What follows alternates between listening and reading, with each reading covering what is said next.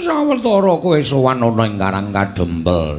Dole Nonamit pasang kaliman tabi tinebihna ing lodone dumewing tawang tuwang. Kanjeng Rama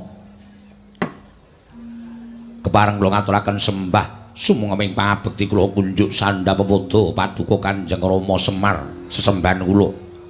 Rama Semar inggih Rama Badranaya. Ya tak tampa pangestune Bapak Tampanana ya Le. Kula pundi nggo jimat paripe dayanana ing kasantosan Kanjeng Rama. Prayogakna nggonmu ngadhep sampun boten kirang prayogi wiswanipun ingkang putra Pambayun. Inggih menika pun Nalawi Gareng. Iya, Petruk Padhararja sak praptamu. Pangestunipun Bapak wilujeng bekti kula kunjuk, Pak. Ya Petruk tak tampa. Pangestune Bapak Tampanana ya tole. Kula pundi nggo jimat paripe dayanana ing kasantosan. Paring pangestunipun Bapak wilujeng dereng sambikala ayam. Lho. Barayah kok ayam? Ayah. Dadi atlet yo. Lempar lembing. Apa kok? Lempar lembing. Lempar lembing ora sumuk, Pak. Ya wis ora apa-apa. Neng kene pancen tak gawe kepenak. Kowe arep nganggo sandangan apa wae sing baku. Tata kramamu ora mbok tinggal. Bagong. Nggih, Bapak. Prayogakna nggonmu lungguh. Sampun boten kirang prayogi wiswanipun ingkang putra pun Bagong, Bapak. Ya. Ngene ya, Dole. Mesti wae kowe kaget apa to sababe kok nganti bapakmu nimbali karo anak-anak supaya sowan ana ing Karang Kadempel. Kejut raos sing manah kula, Pak. Daya-daya kula ngampiri Petruk tumrap kula sowan wonten ing Karang Kadempel. Ingkang wigatos nyadong timbalanipun Bapak Semar wonten menapa Bapak kok nglempakaken dhateng para putra sedaya. Menawi kepareng kawedharing kathah tumunten kababarna nanging menawi wadi tumraping para tetangga lan para kawula padukan Karang Kadempel monggo kula dherekaken manjing saklebeting Bali Wisma pepanggihan catur netra kelawan Kang Putra Punala Gareng. Semanten ugi kula, Pak. Nyadong dawuh Bapak badhe paring timbalan dawuh menapa kula nedya nganglungaken jangga nilingaken karna. Semanten ugi kula, Pak. Bapak gadah niat menapa? Menapa badhe ngendikaken piweling ingkang terakhir? Gong tak tunyu lho. Bapak iki urung apa-apa kok wis diomongke piweling sing terakhir. Ha mbok menawa Bapak iki wis tuwa kok. Kepareng Kang Putra pun Bagong cumadong dawuh, Pak. Wonten menapa wigatosipun Bapak Semar? Dorada maju le padha sowan. Iki wigati tumrap aku lan anak-anakku kabeh. Ning ora kok wigati pribadiku ora, ning ya ngembet marang kawula sak desa Karang Kadempel kene. Mula rada maju nggonmu sowan Nala Gareng. Nun nggih ngestaken dawuh, Pak. Nun nggih ngestaken dawuh, Pak. Nun nggih ngestaken dawuh, Pak. Andrah ingkang Pusitorum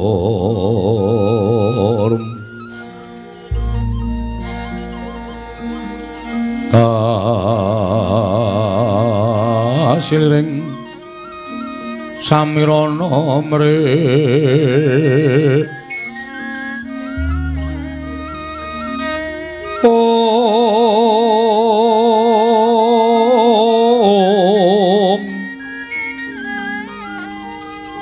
Sekar Gadung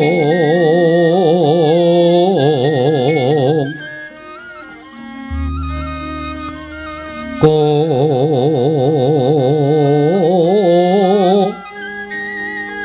Ngas Gandanyo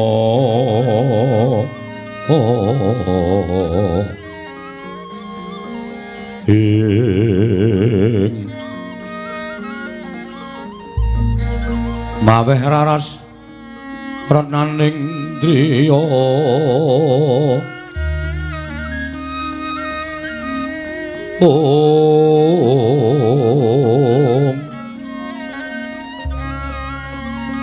Nala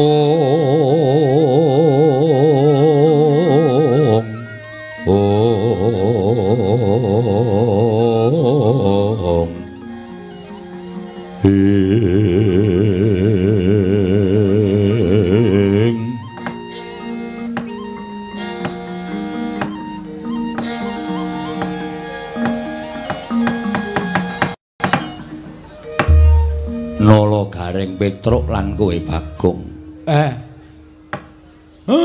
Bapak iki seneng.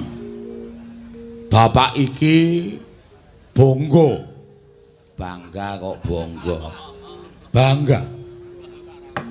Dene aku minangka dadi pangareping desa Karangkadempel.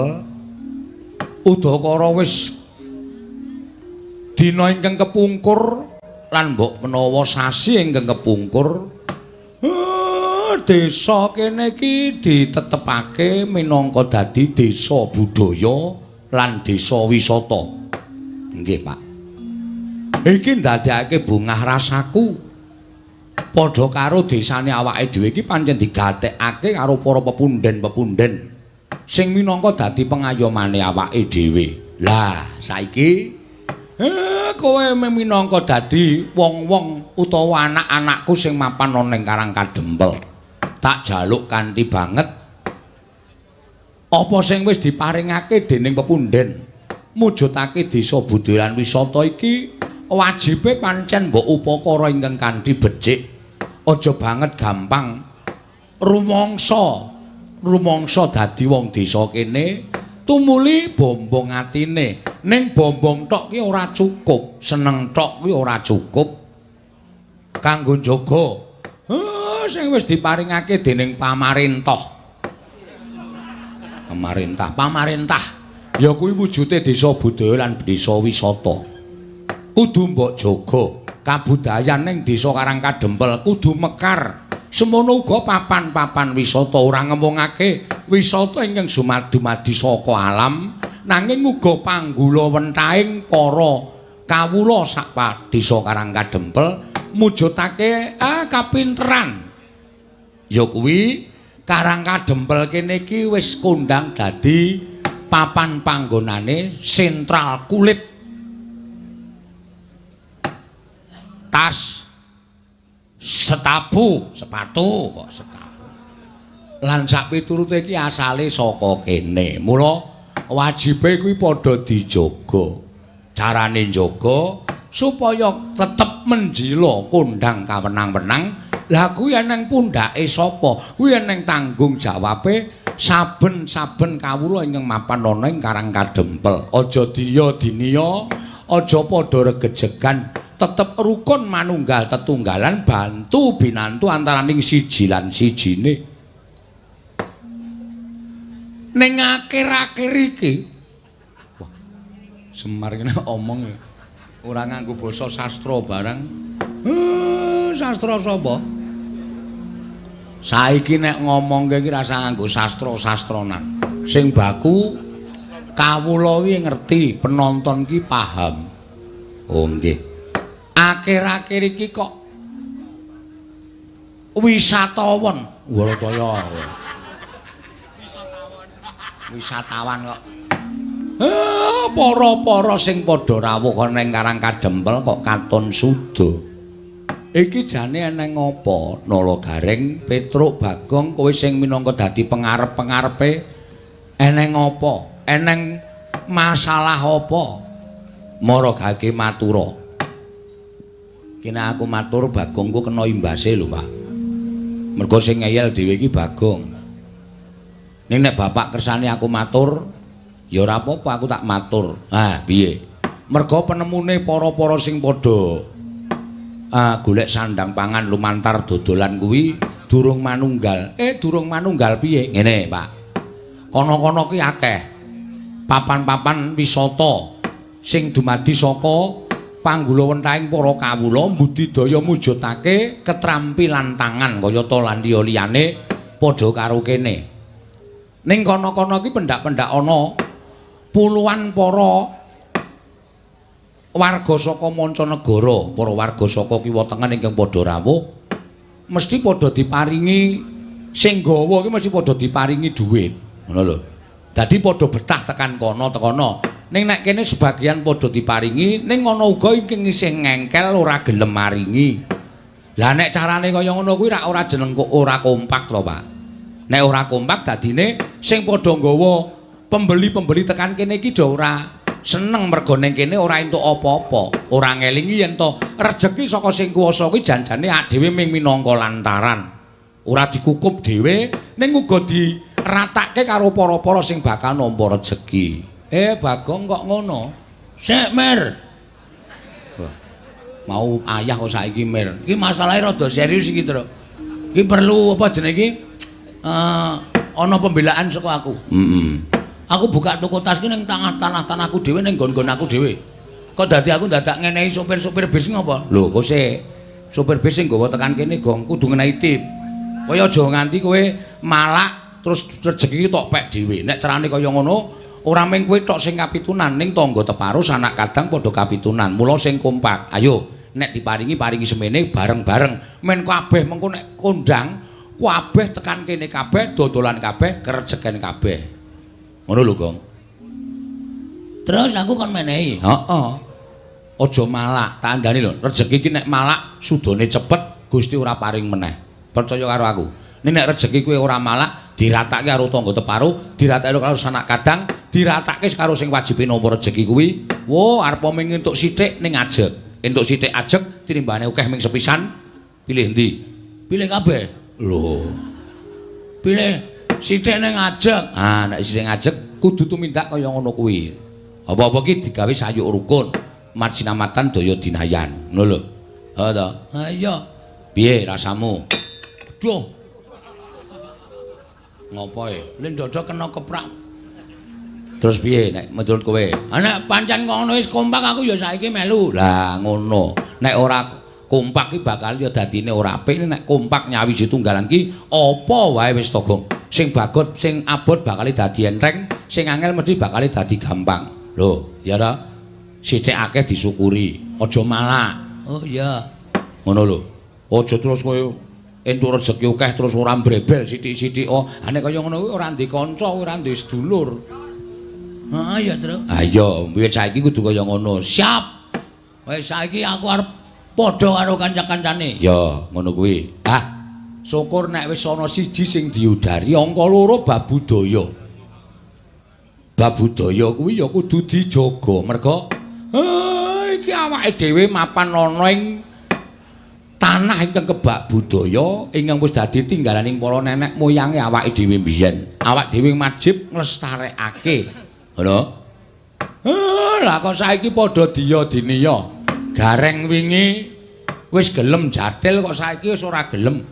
Malah nek ana jatilan lunga. Aku ana sing ngandani nek jatilan ki musyrik kok ya, Pak. Ana sing ngandani nek jatilan kuwi nyembah setan. Sing kandha sapa? Hah? Sing kandha sapa? Ya ana, pokoke ya ana. Pokoke budaya ya wayang barang kuwi ora apik, wayang kuwi ora becik. Dugangane cangkeme kuwi wong. Kowe iki ora kok nyembah wayang. Wayang ki dadi tuntunan, tontonan, tatanan lan tantangan. Kowe tak omongi ya, wong ndelok wayang ki nek tenan-tenan le ndelok mesti bakal entuk ngelmu sing apik, ngentuk ngelmu sing becik, entuk tuntunane falsafah Jawa. Ngono. Wong Jawa ki alus, wong Jawa ki kebak sasmita, ora kok cobloko. Mula jroning wayang iki digelar kaya ngene iki padha didhawuhi ngonceki sasmitaning lakon sewengi mau apa, becike nggo nendi, alane nggo napa. Kuwi ayo padha dionceki iso nggo sangu jroning urip. Ngono. Lah kowe kok percaya karo wong kono-kono sing ora seneng karo budayane awake dhewe. Mongko kuwi wong Jawa, kok nglarang adat budaya Jawa. Uteke wis kuwalik. Nggih. Nek kowe dadi wong Jawa, aja gelem kowe dadi wong liya. Ana tetembungan, kowe aja gelem dadi tamu nang omahmu dhewe, aja gelem dadi wong liya nang negaramu dhewe.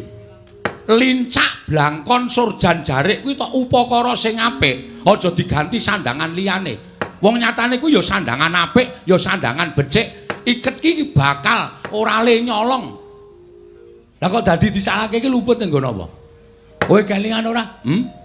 Wayang iki mbiyen dienggo nyebarke agama karo Njeng Sunan Kalijaga.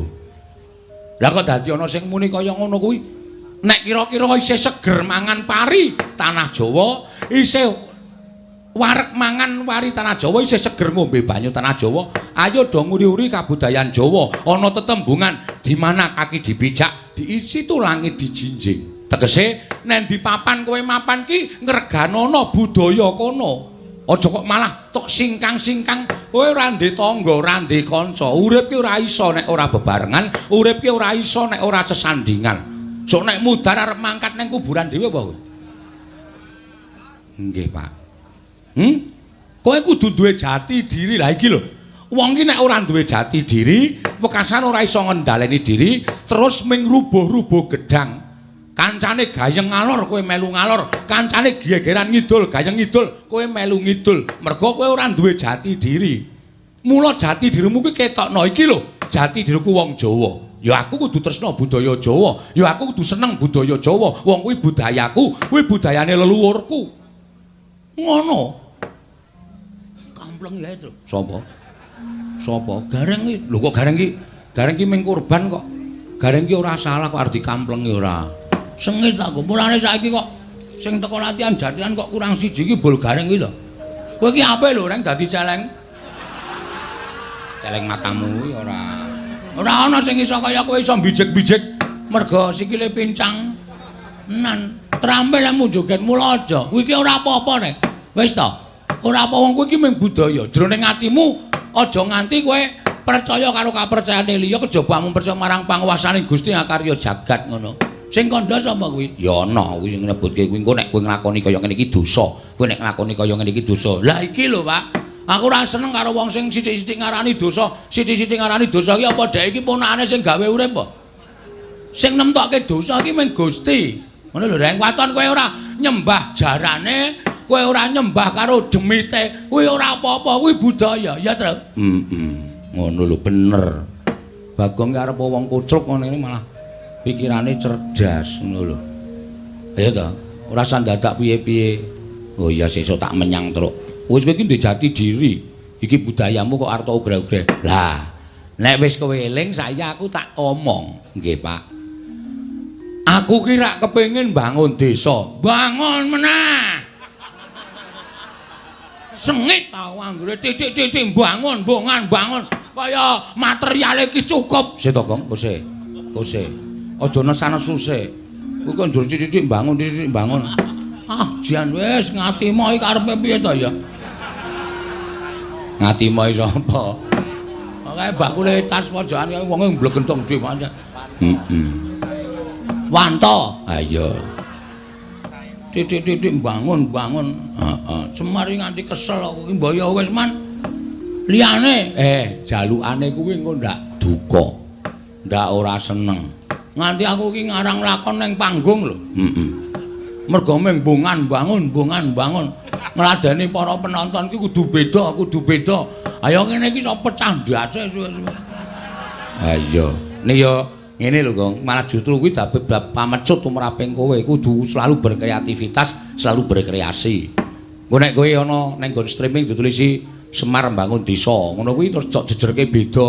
Ora ana tokoh-tokoh sing biasane kuwi penonton tertarik. Lho, kok ngene? Piye iki kok critane? Ngono.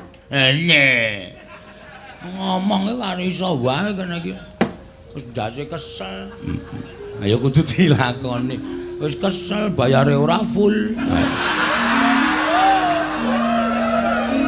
Pak Desa anu Wanto ki sapa? Kowe karo Kyai Manding ki piye? Kowe ditimbali nang kene ping bola-bali. Oh, aku nek ora tresna ora. Ha iya. Kabeh ki manjing dadi sedulur. Mula sing jeneng budaya iki ora kok mligi menggo golek dhuwit. Heeh. Ning nggo srawung karo nggo ngibadah, darmaning wong seni iki ngene iki, Tru. Oh. Dharma iki tegese kewajiban nglakoni urip bebantu marang sak padha-padha. Lah, aku isane nyumbang ya mung nyumbang kaya ngene iki. Heeh. Nyumbang lumantar seni, nyumbang lumantar budaya kanggo ngatonake tresna karo pepundhen-pepundhenku sing lenggah ning Manding kene. Iya, ya bener ngono, Gong. Heeh, ora apa-apa, ora masalah. Terus piye, Pak? Kersane? Aku pengen bangun desa. Piye? Areng kowe dicor ye? Yo apa Siwanto ae dicor. Dideke nang protelon kae men. Nggo dadi apa jenenge iki? Anake wae dicor. Oh anake wae, Pak. Aja. Lidike ra jamak-jamak. Kosi iki. Bangunku kuwi ya ming sarana bangun lahir lan batin. Tegese bangun lahir kuwi wewujudan ingkang kasat mripat, bangun batin kuwi bangun bebarengan ayuta. Saiki rasa pangrasa ati pikiran ditunggalake. Awake dhewe iki wong sak desa. Yen wong sak desa manunggal tetunggalan dadi apik, wis to, percaya. Desa tanggane sesuk mesti meri. Nek desa siji dadi desa loro dadi kebak karukunan, desa loro dadi desa selu, dadi sak kecamatan, dadi sak kabupaten. Munggahe dadi sak negara rukun apa ora kepenak uripe awake dhewe. Bener Pak menika. Ling terus kersane Bapak pripun? Niki anak-anak mung kari nderek, anak-anak mung kari manut kersanipun Bapak Semar. Nggih. Kersane Bapak pripun kula kantun nderek. Nggih. Kersane Bapak pripun kula kantun nderek. Aku ana syarat-syarat sing kudu dilakoni. Syaratipun menapa, Pak? Syaratipun menapa? Syarate apa, Pak? Apa anak-anak kon urunan semen loro-loro? Semen loro-loro nggo ngapa ora? Ayo mbantu Bapak, kowe wedi reng. Sak rit. Kowe. Sing setengah rit ditibake ning Karangkadembel, setengah rit kaya omahmu. Nggo apa? Guru ki kowe. Ya karaku kok sia-sia ki ngapa tegang ora? Aku iri karo kowe. Heeh, ya wis ben bejane dhewe-dhewe kok. Jantenan kowe iki. Ngene kat suwe-suwe. Wis ben ora apa-apa. Ha iya. Asem ana gareng iki. Wah, remuk awake karemu. Ya wis ben wong iki senengane ngopo to. Heeh. Kowe arep dikai jaket rek karo sapa? Karo bakule kulit. Oh, ning ora ana ukurane jaket kok ukuran U. Apa kok jaket kok ukuran U? Paling cilik kuwi. Ha iya. Terus kersane Bapak, aku tak ngandhake syarat-syarate marang anak-anakku kabeh. Nek kira-kira aku ngandhake syarate kowe iso mujuti apa ora? Kersane siji. Aku kepengin Karangkadembel kene iki ora ketamung sedhela, tetunggon kembang cangkok Wijaya Mulya. Waduh, Sinuwun Ndarawati sing kagungan. Iya. Anakku telu sing saguh rana sapa? Waduh, aku nek tekan ngado-ado ki awakku dadaku sesek Pak. Petro piye Petro? Sikilku ki lagi wae mari asam urat. Aku nek tekan kono ya ora tekan, Pak. Bagong apa? Aku ki meh gejala bisu Pak. Oh, gejala bisu kok iso omong iki, gejala bisu ki penyakit piye aku tak takon karo kowe. Rumangsaku kok ora omongane kok sarwa. Siji Sekar Wijaya Kesuma. Loro ya kuwi Pustaka Jamus Myang Jimat Kelima Sada. Nggih. Angka 3 ya kuwi pusaka kang loro cacahe. Nenggala karo Alugara. 3 pusaka utawa 4 cacahe kuwi gawanen supaya prapta ning Karangkadembel, lenggah sawetara ning Karangkadembel. Nek 3 kuwi iso rawuh ning Karangkadembel, pambangunan desa iki bakal rancak nalagaring. Sijem jroning pasewakan wadyagong tanpa sabawa.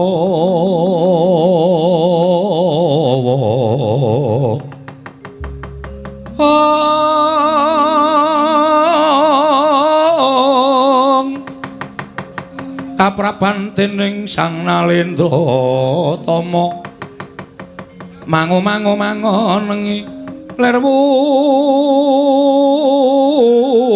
sing duka cipta berbuti mandana raras ing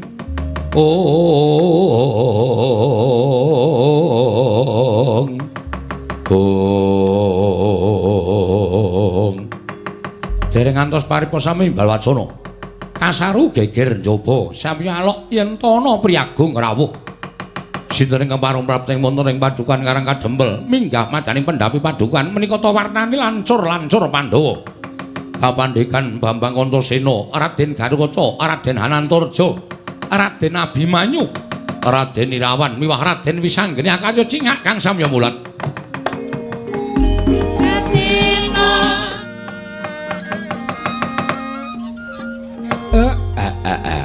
Lah kok ting gruduk? Tak kira kawula karang kadempel tole ndara ndaramu lancur-lancur Pandhawa. Padha rawuh tekan kene Nalagareng. Waduh. Ndara Wisanggeni, Ndara Antasena, Ndara Abimanyu, Ndara Garukaca, Ndara Antarjatra padha rawuh mrene. Wah, gong lho. Ki lho rasa tresnani ndara-ndara karo bapak. Ndara Wisanggeni, Ndara Antarja, Ndara Garukaca, Ndara Abimanyu, Ndara Antarja tekan kene. Ketuane mesti ngarep Dewi ya, Tru. Cilik ning gleleng. Ha iya. Ha sing mburi dhewe kae wedi kabeh karo ngarep kowe nggih. Kakang Antasena, Kakang Garukaca, Kakang Antarja, Kakang Abimanyu, ayo melu aku. Yo grutu grono nyolongi pelem. Nyolongi pelem dengkulmu atos kowe ora. Ku krungu, Gong. Ah krungu ora apa-apa. Wilujeng Den, Siwa Semar slamet tekaku. Bektiku katur ya, Wa. Nggih, kula tampi. Aku ngaturke bektiku katur ya, Kek. Nggih, kula tampi. Siwa Semar aku ngaturke bekti. Nggih, Ndara Gatotkaca kula tampi. Siwa Semar aku ngaturke bekti. Ndara Abimanyu kula tampi.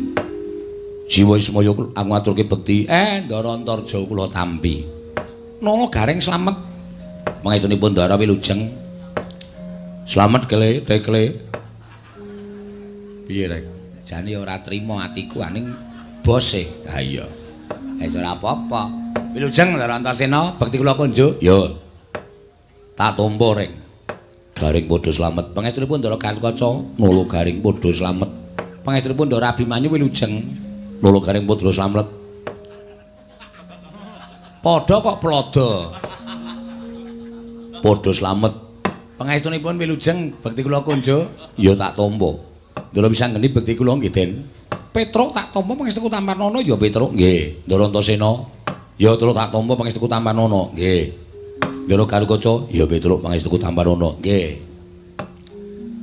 Ndara Abimanyu ya Petruk pangestuku Tampanana. Ndara Antarja ya Petruk pangestuku Tampanana. Gendi kowe, Gong. Ndara kula idem. Lho. Kok ming idem kakean cangkem terus. Eman-eman sing nggo nyambut gawe terus e. Hawe iki rumantamu swara kok dieman-eman. Ndara Wisanggeni, Ndara Antarja, Ndara Gatotkaca, Ndara Antasena, Ndara Abimanyu. Bekti kula kanca nggih, Den. Nggih, kula tampa. Wis. Ngawur ora. Pripun enten napa? Napa diutus Kang Rama? Napa enten wigati Siwa Semar? Aku mung bakal nyatakake impen sing tak lakoni, Wa. Sampeyan ngimpi napa? Lho, sampeyan ngimpi napa, Ndra? Sampeyan ngimpi napa, Ndra? Dek kapan Den ngimpi? Mengko gek bareng kali kula. Kowe ngimpi apa? Isin ae, Ndra. Ngerti-ngerti ngelilir ya aku iki. Ora usah sok modo-modo ora. Ngimpi kok ora. Kakang Semar, mula aku nganti kadang-kadangku Kakang Antasena, Kakang Garukaca, Kakang Antarja karo Kakang Abimanyu prapta ning Karang Kadempel, sayekti mung bakal njumbuhake impen sing tak lakoni, Wa. Ha nggih, sampeyan iku ngimpi napa? Wong sing jenenge impen iku ora kudu kelakon lan ora kudu kababar dadi kasunyatan. Ora kanthi kanyono-nyono. Siwanayantaka lenggah ana ing pendhapa padukuhan. Nanging gumebyar cahyane kaya mangku sanggiwang rembulan, Wa. Weh. Piye kowe? Semar mangku Dek Wulan. Us. Bagong nek ora krungu kupinge digebek sik kono. Ha piye maksude? Mangku sanggiwang rembulan. Wah, krunguku kok mangku Dek Wulan. Yang kowe. Wah. Langsung pemburu aku. Ha iya rembulan kok Dek Wulan ora. Mongko bareng tak caketi para putra kena dayaning sanggiwang rembulan wekasan salirane Kakang Antasena, Kakang Garukaca, Kakang Antarja, Kakang Abimanyu melu mawa cahya. Siwa Iki werdine apa? Mula banjur tumune aku sowan ning Randu Gombala nglumpuhke kadang-kadangku pring gondani. Jangkar bumi lan Tanjung Anom ing wigati bakal tak irit sowan ngersaning Siwana Yantaka. Lan apa to wigatine? Yen to pancen Siwana Yantaka kuwi duwe gegayuhan, yen to pancen Siwana Yantaka kuwi duwe kekarepan, anak-anak Pandhawa ora bakal mangku asta wisuh lumuh ngentasi perkara. Mesti aku bakal sak biantu karo Siwana Yantaka wae. Lah. Pancen bocah siji iki kena disebut wiji sejati ya iki, Petro. Lah nggih. Monggo aku lagi rasan-rasan. Lah kok dadi wis padha priksa. Lho, Siwana Yantaka grenengan kaya ngono kuwi tegese Siwana Yantaka bakal duwe karep.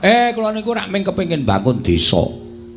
Kula niku mung kepengin bangun desa ning syarate miturut wangsit sing kula tampa rada abot. Monggo anak-anak kula kongkon do ora sagu. Lho, nala Gareng Petruk Bagong ora gelem dikongkon, mboten purun. Anak model apa kuwi aku tak takon. Ing ngatasé dikongkon karo bapakne kok ora mangkat kuwi. Lah nek cara aku rasa anak-anak wae, pateni wae ngopo? Waduh. Modar iki, Tru. Ha wong aku ya urung muni ora sago kok Pak Ming aku ngandhake nek sikil kuwi barasa murat. Nyatane do duwe alasan dhewe-dhewe. Bapak arep kongkon aku nanti, Pak. Sendika dawuh, Pak. Lho. Ming aku sing sendika, to, Pak? Ora. Oh, asem e. Ora kompak Semar karo aku kok plotroke kathoke. Aja, Gong. Ora kompak karo bapakne arep diplotroke kathoke. Taboki bokonge mangkel aku. Ceplek-ceplek ngono kae. Kurang ajar. Mula yen pancen syarate kuwi aku entuk dikeparengake ngerti, mengko aja anak-anakmu ingkang budal golek syarat, aku ingkang golek syarate supaya kaleksanan pambangunaning desa Siwana Yantaka. Lha niku ya gumun. Lah nek syarate kok dadak siji Sekar Wijaya Kesuma, 2 Pustaka James Klimasada, 3 Pusaka Mandura, 2 cacahe Kyai Nenggala, Kyai Arugara. Kakang Antasena, piye? Piye Kakang? Adidum, rasa kuwatir. Aku karo kowe ning Ndarawati. Mengko nek Siwa Kresna ora maringake, sapa wah ajiare kabeh. Ora kasar kaya ngono kuwi. Lah Witena, mungsuhmu nek wani karo wong Ndarawati, Aman Setyaki lho. Aku ki ra wedi Rumak Cilik. Aku ki ra wedi, aku ora sapa-sapa ki ra wedi kok. Aku ora wedine karo wong sing sok nganggo training abang. Rungokno, Tru. Tru, rungake. Wah, metrentreng juan ora. Piye, kowe lagi ngerti nek Ndara Antasena iki wedine karo Suwanto. Agamanmu ya apa? Weh, untukku wis ra ana kabeh. Takmut. Mesti risi. Heeh. Kuwi mengko didum. Lah terus sing ning Ngamarta kuwi dia pasrahke karo anak-anak sing ditresnani karo para pemuda Pandhawa. Sapa? Kakang Garaja karo Abimanyu. Oh, Kakang Garaja karo Kakang Abimanyu. Oh, iki rak anak emas. Nganggone sowan negara Ngamarta. Ngono. Pandhawa lilih kabeh. Weh lah cocok. Lah terus sing ning Mandura, Kakang Antarja. Ora ana kancane, ben dikancani Bagong. Kula mboten isa niku. Lah ngopo? Ning awake rada meriang e. Gong, ming ning Mandura kok. Wah, Mandura iki gawat e. Baladewa e, Tru. Nek nganti kok sowan mrono ajeng nyuwun ngambil Nenggala kali Alugara. Kepiye? Matane ra mrek. Nenggala disile dugang cangkemmu. Modar ora kowe. Kowe wae kono sing melu. Aku lu sikilku asam urat kok. Gareng wae. Lho iki tangane tikle miprate kira sikile becik kon tekan Mandraya nalarmu piye to? Nganu mawon kula usul Ndara Antarja piyambak mawon. Nggih Den, kendel lho nika. Tenan luwane ndi dhewe wani nggih Den nggih. Ya saura-urane ana kanca, mongko kanca sing tak cocoki ming kowe Bagong. Waduh. Wis ngrekos iki wis. Ngerti aku ora melu wayangan acarane ngene iki. Ya ora melu wayangan ya ditakokke wong kowe iki termasuk favorit e. Hah? Termasuk favorit. Nggo ngilangi lumut. Kae kaporit. Favorit ngono lho. Ha iya. Wis rasa disilaki kudu saguh. Lah nek ngoten kula mengkari manut mawon, Ndara. Ing rikat lampahing rata tanpa ndara prapteng sukuning arga ram kang tumingal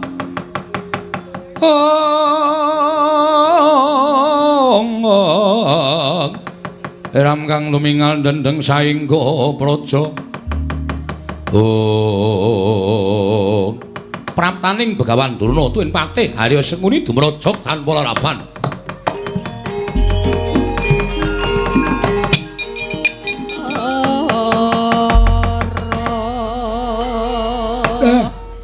Gawe kaget. Lah kok karang kadempel dayoe ndlidir kaya ngene. Nala Gareng dalem, Pak. Sawise putra-putra Pandhawa iki kok kasepuhan sing rawuh. Lho, sapa iki? Sapa Truk aku ora ketutupan bokonge Semar. Begawan Durna, kasepuhan, Gong, kasepuhan mayit. Lho. Mayit dengkulmu. Begawan Durna. Patih Sengkuni mau ketoke melu mlebu bareng weruh. Anak-anak Pandhawa komplit nang kene kok njur nglesot metu meneh. Sajake gila sajake. Sajake ayo. Wong ki nang ngres tumindak eleke mesti weruh kanan iki mesti wedi sik kok, Tru. Wis ben dibagekke karo Bapak. Bagekno Pak rawuhe Begawan Durna. Nek ana apa-apa iki mumpung ana putra-putra Pandhawa mesti ora bakal wani tumindak piye-piye. Penemban wilujeng gandhak blegudug sualu gembol sumorante. Ya Semar, slamet tek aku. Pangestuku Tampanana ya Semar. Kula pundi nggo jimat. Penemban Durna bekti kula kunjuk. Nala Gareng tak tampa pangestuku Tampanana. Nun inggih sanget anggen kawula murid dadosaken jimat. Bekti kula penemban. Oh iya Petruk tak tampa pangestuku Tampanana ya Petruk. Nggih, wilujeng. Bekti kula penemban. Oh iya Bagong. Pangestuku Tampanana ya Bagong. Ngono nggih, sanget anggen kawula kok mboten nitih kuda. Hus. Ora tau numpak jaran. Oh nggih ampun. Ngapunten lho ming nyuwun prisa. Kowe takon ning sengkring ning ati. Nggih nyuwun ngapunten karang ya ming takon kok. Eyang Durna wilujeng. Wis anggene slamet tek aku wis anggene. Bektiku katur ya Eyang. Iya tak tampa cah bagus. Eyang Durna slamet rawuhe Yang. Lho, iki Antasena. Heeh. Slamet Antasena pangestuku Tampanana. Eyang Penemban bekti kula kunjuk. Iki kaya suarane Abimanyu. Kasinggihan mekaten. Bekti anu pangestuku Tampanana ya Abimanyu. Kula pundi nggo jimat Eyang. Bekti kula kunjuk Eyang. Iki kaya suarane Gatotkaca. Radya ora permana mlebu ning padukuhan Karang Kadempel. Inggih, ingkang wayah ing pringgondani. Pangestuku Tampanana, Gatotkaca. Eyang bekti kula kunjuk. Lho, iki kaya suarane Antarja. Inggih. Pangestuku Tampanana. Kanjeng Eyang bekti kula kunjuk. Iki kaya suarane Irawan. Inggih, dasar kepara nyata. Pangestuku Tampanana Irawan. Inggih, Kanjeng Eyang kula bekti kula kunjuk. Iki kaya suarane Janaka. Inggih, bekti kula kunjuk Kanjeng Eyang. Tak tampa Janaka pangestuku Tampanana. Wah. Oh, cangkeme Bagong. Iki senengane bebeda kok, Gong. Seneng ya aku. Ayo pendhita gleleng ning mripate lamur. Heeh. Dadi ora nek dienggo dolanan ki iso. Wong ora ana Janaka kok ya. Apa iki kaya Gatotkaca kaya Antarja. Berarti kae lamur ta, Tru. Oh iya, mulane kae apa kacamatane digandhulke ning dodo kae apa. Dinai rantai. Nah engko nek ora permana sapa-sapa terus dipasang. Penemban, enten apa? Rawuh wonten ing Karang Kadempel. Iki ngene ya Semar. Prantaku ning Karang Kadempel kuwi sepisan tilik marang kayuwananing kulawargamu lan anak-anakmu kabeh para Panakawan. Dene tungkap Angkalara, praptaku iki ora saka ngarepku dhewe nanging aku diutus dening anak Prabu Duryudana. Lan kacarita anak Prabu Duryudana kuwi ngimpi Semar. Nyumpena. Pancen kepara nyata. Lah, sumpenanipun babakan menapa? Nalika semana anak Prabu Duryudana paring dawuh kalawan aku, yen to pitung dina kepungkur mau ngimpi ketemu karo kowe jroning pangumpen. Nalika semana gumebyar cahyamu mawa teja. Mongko nalika kowe lungguh, katon banget yen to kowe nembe mangku Sanghyang Rembulan. Nalika semana kowe paring dawuh kalawan anak Prabu Duryudana, sinuwun. Monggo kula aturi ngasta. rembulan menika Sang Hyang Candra menika wonten negari Ngastina. Menika dados sarana tentrem, ayem, rukun lan saya nginggahaken derajat pangkatipun Sinuwun Prabu Duryudana gregah wungu saka nindra anak Prabu Ngastina. Tumuli dawuh karo aku supaya sowan ning Karang Kadempel ingkang wigati Semar. Ora ana kejaba mung dina samengko aku kadhawuhan supaya mboyong marang kowe nang Negara Ngastina lan kowe kudu iso njlentrehake apa ingkang diparingake marang Prabu Duryudana, apa ingkang mbok caosake marang Ratu Ngastina. Merga tembunge jroning impen mau, yen Sinuwun Prabu bisa mboyong, ya kuwi pewujudan ingkang mawa cahya ingkang mapan ana ing pepangkonmu mau bakal saya kuncara negara Ngastina. Wis kuwi wae sing bakal dadi aturku marang kowe. Yen kowe saguh, ayo mangkat. Ning yen kowe ora saguh, sebabe apa? Maragake kowe matura. Lah kok kabeh do ngimpi aku ki ngopo? Dadi lakone, Pak? Semar bangun desa. Ha iya. Wis diwangsuli wae. Bapak kersane piye? Nek kersa ya mangkat. Nek ora kersa omong karo Begawan Durna kuwi. Ora gelem rono, ngono. Alasane apa? Amboyenmu kumat apa ya? Bapak ya amboyen. Nek lungguh dadak masangi krikil. Dipas-paske. Gak omong, Pak. Ha engko nek Begawan Durna nesu perkara aku ora gelem ning Ngastina. Lho. Ha iki ana nom-noman pendhawa iki nggo ngapa? Teng pendanang iki. Gus. Kowe iki kok karo bendarane kok Ndara Antasena ana, Ndara Gatotkaca ana, Ndara Antarja ana. Namung kon Jatasi Durna sago nggih, Den? Hah?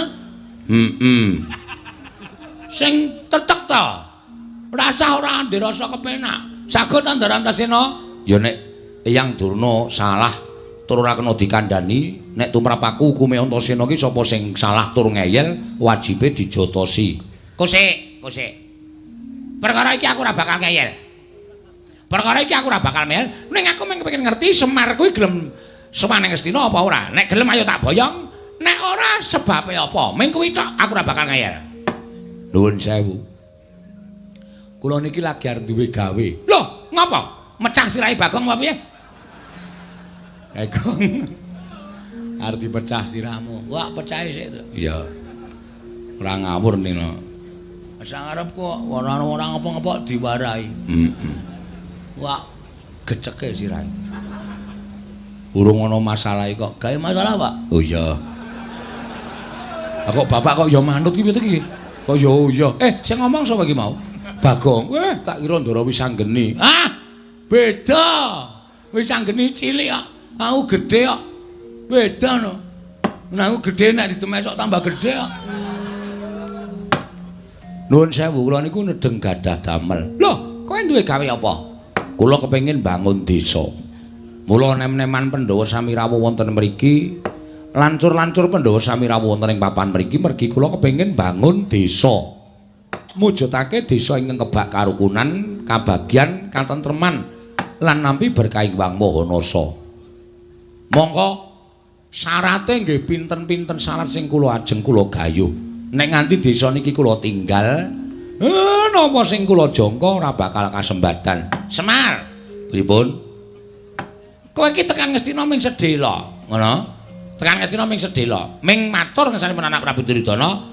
Sinuwun kawontenanipun kados mekaten, menika wujudipun mekaten, menika wujudipun kados mekaten lan naminipun mekaten. Mergi menapa panjenengan ngimpi ing mekaten menika jalaran tegesipun artosipun mekaten. Meng kowe cukup ngono wis rampung, kowe njaluk bayar pira? Nggon ngomong kuwi njaluk bayar pira? Dijoli dhuwit pira kowe omong. Aja meng yutan, yen perlu miliar. Aja meng miliar, yen perlu triliun. Kuwi kok bakal diparingi dening anak Prabu Duryudana. Nek kowe nampa dhuwit saka negara Ngastina, uripmu ora kaya ngene iki, iso nggo bangun pendopo, iso nggo bangun teras, kowe iso tuku kendaraan. Manganmu sebendina ora ming sego jagung ning beras raja lele, nek kurang enak ya raja kutuk. Kuwi kok iso nglakon kabeh tak kandhani, iso nglakon kabeh Paton. Kowe gelem tedhak ana negara Ngastina, kowe gelem sowan ana negara Ngastina. Nanging nek ora gelem sowan ana negara Ngastina, Semar, ora jeneng aku ngancam lho. Ora jeneng aku ngancam. Ning apa kelakon aku ngruda peksa karo kowe? Nuwun sewu. Napa sampean mboten menggalih? Enten riki kathah lancur-lancur Pandhawa sing saguh mbelani kalian Semar. Oh, kowe ngendelke bocah-bocah iki. Kowe ngendelke nom-noman iki. Kowe ora melek apa Semar? Iki meng putu-putuku, Selagine bapak-bapakne wae do wedi karo aku, do gila karo Bagawan Durna. Lah kok aku meng tok gegiro karo putu-putuku dhewe, karo anak-anak Pandhawa. Apa mbak nek aku wis ana anak Pandhawa iki aku wedi karo kowe? Oh, aku ora bakal gila karo kowe Semar. Nek kowe ora gelem, kowe tak rudha paripeksa Nayantaka.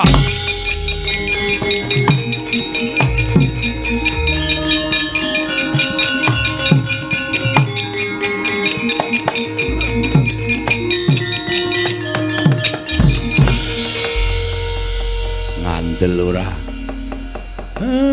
Bocah iki arep ngopo iki? Hei. Arep metenteng ya, Pak. Ayo metenteng tunguk ngisor, tunguk dhuwur metenteng keleke pasrai. Wis tak semprot. Mendandurna. Loh, iki Bakong.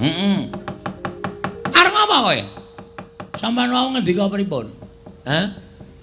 Semar nek tekan negara Ngastina ajeng mangkahi pinten miliar? Pinten triliun? Sampeyan tahu wae Semar niku mata duwiten. Sampeyan tahu ngerti lho, Semar niku teng pundi-pundi njaluk bayar? Mboten. Semar niku ndongani sajan wae dikai dit ra gelem. Semar niku mimpin genduran wae disangoni ora gelem. Apike Semar teng mriki niki lho. Nek perkara negeske impen tok Semar terus njaluk duit miliar, duit triliun. Niku anggepe bapak kula niku mata duwiten apa piye? Heeh. Nek bapak kula niku duweni penemu, duweni jati diri ora gelem rawuh teng negara Ngastina, niku sebabe bapak niku duwe gegayuhan. Inggih menika mbangun desa. Monggo syarate angel, syarate kudu digayo. Nek bapak ninggalke desane teng negara Ngastina tegese bapak niku mementingkan diri sendiri tapi tidak mau tahu tentang keadaan orang banyak. Wah. Edian Bagong kata-katane apik. Meneng sik Antasena. Wah. Wak totok ndasmu lho kowe. Weh, lali aku tak kira kowe bolone Durna. Ana mburine Durna e. Nun ngapunten niki lagi serius sampun dikistro omongan kula. Halo. Terus sampean kok dadi nek pancen kowe ora gelem tak boyo marang negara Ngastina, kowe tak rudha paripeksa. Bapak ngendika, napa sampean mboten wedi niki enten lancur-lancur Pandhawa. Anak-anak Pandhawa. Selagine bapakne anak-anak Pandhawa wedi karo aku, apa meneh bayi-bayi, putu-putuku, anak-anak Pandhawa. Aku ora wedi. Nuwun sewu lho, mulutmu harimaumu. Kowe nek omong nganggo dipikir, ngoten. Nek ngendika nganggo dipikir aja waton ngendika sak penake dhewe. Nek sampean ngendika sak penake dhewe, ngrekoso urip sampean teng Karang Kadempel. Terus kowe arep ngapa? Kula mewakili bapak mboten ajeng tindak teng negara Ngastina. Lho, piye? Tegese kowe wani karo Bagawan Durna. Lho, piye ta cah iki? Posisi ngene iki mboten ateges kula wedi. Kula wani sekecap padha sakecap karo sampeyan niku merga kula wani Penemban. Ora kok kula perkara wedi. Kowe wani mergane kene ana anak-anak Pandhawa. Lho, mbok kandha bali. Ijen padha ijen karo sampeyan. Nganti sampeyan iso menang karo aku. Meguru karo wis 20 taun. Gong. Kuwi rapisan-rapindo mesti gawe masalah kaya ngono. Gong. Kowe apa itu? Mbok wis mundur kuwi perkarane bapak kok. Santai wae to. Kowe goblok kok goblok piye? Ha iki nek ora digawe masalah terus piye mengko bar limbukan bubar. Nganggo utek ngomong ora. Kene iki ya karo mikir padake. Terus kok bar limbukan kilang-kilang arep ngopo iki? Wah, tenan dijaluk nes dite. Ha iya. Iku mula digawe masalah Durna ora wani tak gawe supaya wani. Ben mengko ana terusane. Konjur padake ora ganggong-ganggong. Lha nek ngono kowe wani karo Bagawan Durna, sing tak wedeni apamu? Bagong, gandeng aku tak nggo bengok wis ceng-cengan. Mulai iki ayo padha didadekake. Ayo metu Jawa. Ora bakal wedi arek. Ayo. Wah.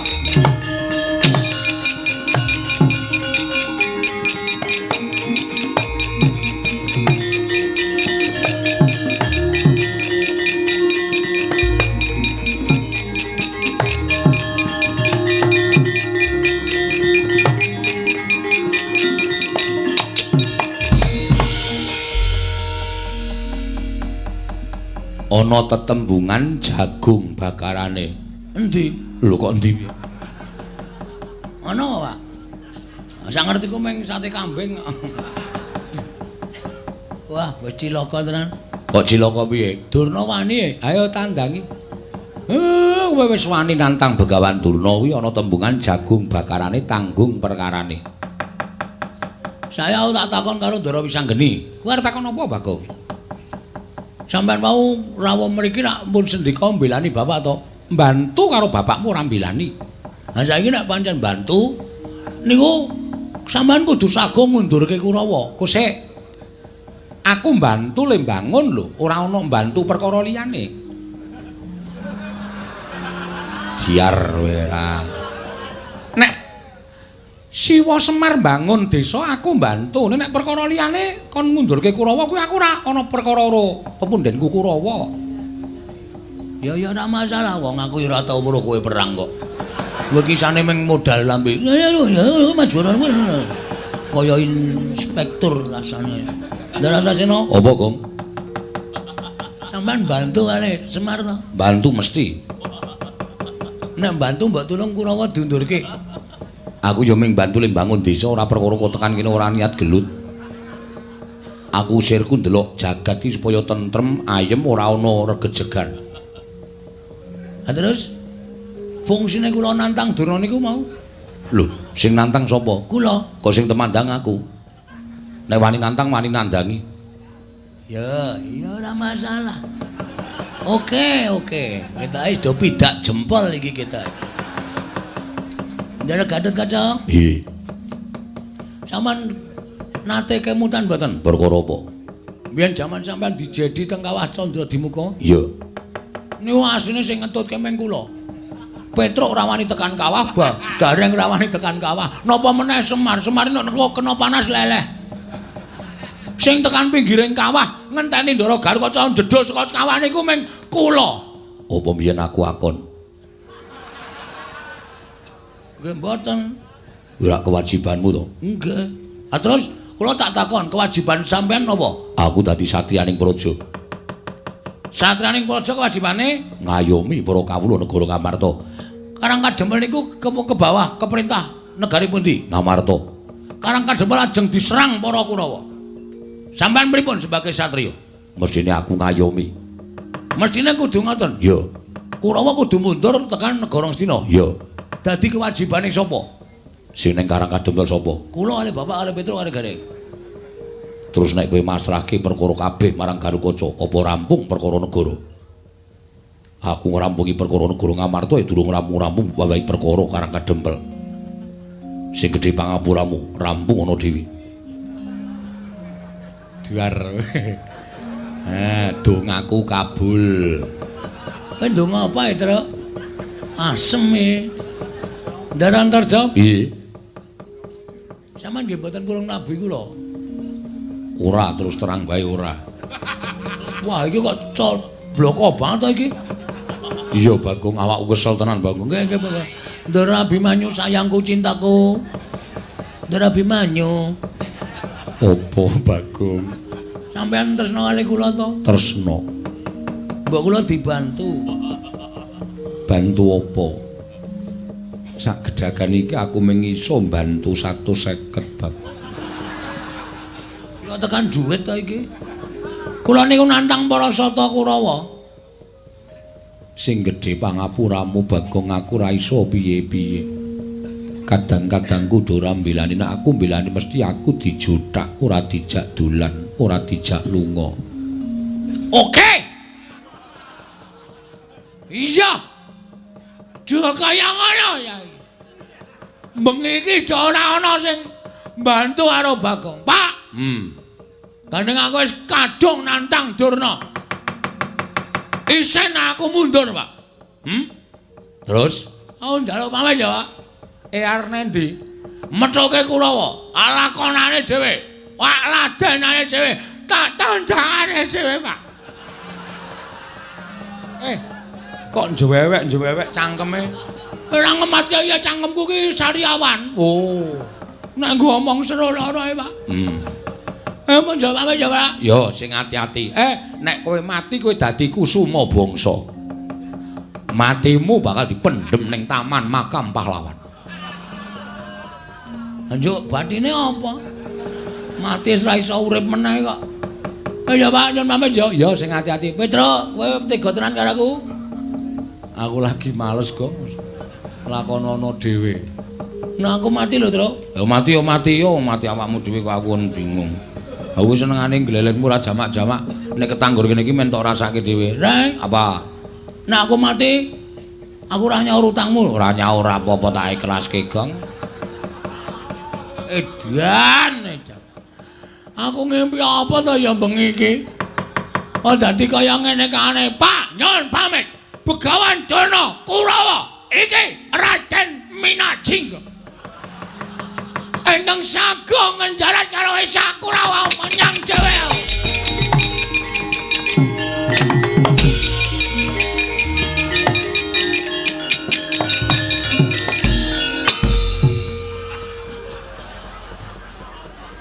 Kok tekan kene? Aku liwat mburi omah ya, Pak. Aku bareng tekan ngarepan kok rasane tratapan keweden. Terus menggok liwat mburi omah. Mulane pitike do bubar kabeh. Lagi do angrem. Kok marahi bubarke pitik. Tru, mbok orane to, Tru. Aku bantunen. Gong, ngapa kowe ngejak omong aku? Ora sayang karo aku abdimu ora tok belani kowe. rasa kuwatir, sing maju aku. Tenane. Tenan, Asli? asli. Ming dhewe. Karo Kakang Garukaca, ya Kang? Iya. Karo Kakang Antarja, ya Kang? Oh, Dimas. Karo Abimanyu. Ya nyu ya. Inggih, Kakang Mas. Asem do mbeda aku. Tak plotroke kathokku. Aja. Mundur ngono. Mangkel aku wis tratapan lho. Mangkel aku nek carane ngono gunega aku nek lakon Semar Bangun Desa. Lho, kok omong apa? Adeg-degane aku. Asem saestu Den. Iya, tenan. Wah, asem iki. Niki mbantu ora? Mestine aku mbantu. Wong Kakang Antasena kale omong kaya ngono kuwi takon. Wah! Ih, kowe, waduh. Kok tak pecah ndasmu lho kowe. Kok ndugang barang Gemes aku. Angseng tenan.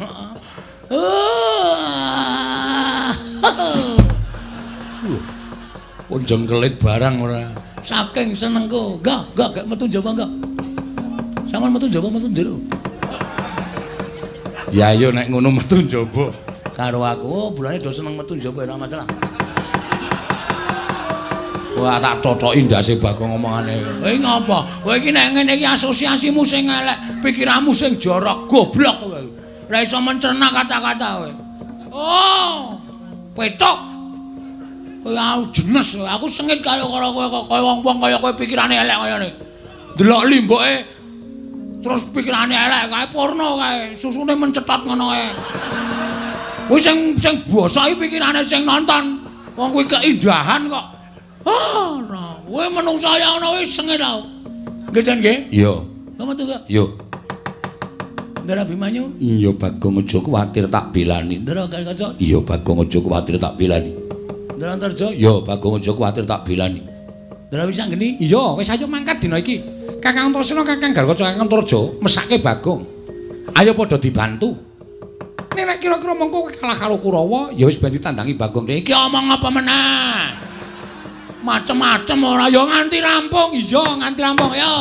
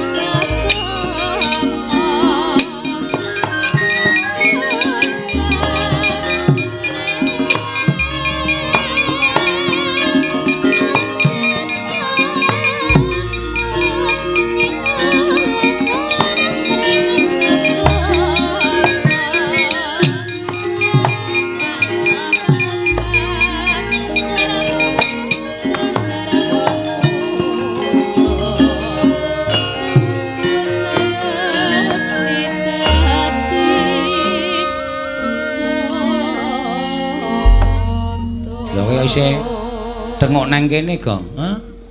Ndoro-ndoro wis do metu kok kowe tengok nang kene. Aku sing ndek kewajiban e. Reng, kewajiban apa? Iki kewajiban mikir engko bar perang adegane apa. Oh iya. Ya wis nek ngono ya dipikir sik. Heeh. Aku engko tak ora metu sik ya. Ya men perang sik. Heeh. Ya Pak ya tak tutke ya Pak. Nah endi? Manut. Sing sarean mau endi? Weh. Ku tak pecah sirahmu lho kowe. Aku iki senengane nek yo masuk ke dalam simbok wis olah-olah. Iya, iya.